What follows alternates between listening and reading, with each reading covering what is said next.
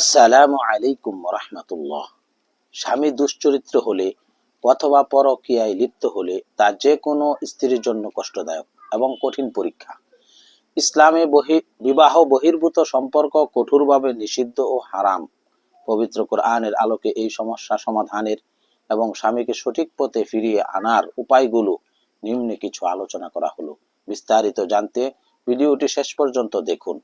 Number 1, তাকে এই পরকীয়ার বিষয়ে কিছুই বলবেন না। 2, আগের তুলনায় একটু বেশি তার কেয়ার করুন।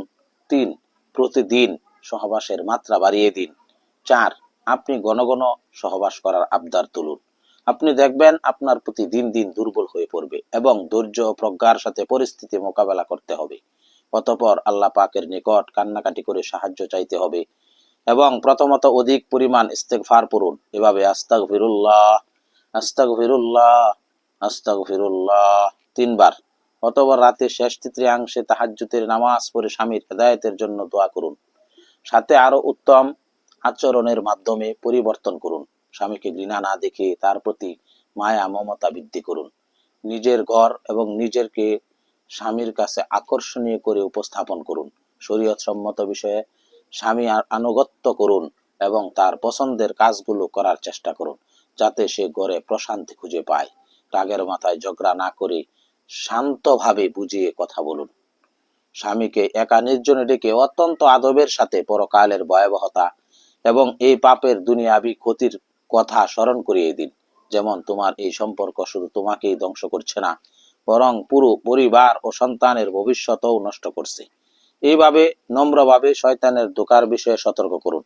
স্বামীর দোষ সরাসরি সবার কাছে বলে বেড়াবেন না। ইসলাম অন্যের দোষ গোপন রাখার নির্দেশ দিয়েছে, তবে পরিস্থিতি হাতের বাইরে চলে গেলে পরিবারের এমন কোনো মুরব্বীর সাহায্য নিন যাকে স্বামী সম্মান করেন এবং আপনি সাথে কোরআনে আমল করুন। 5 ওয়াক্ত নামাজ আদায় করুন।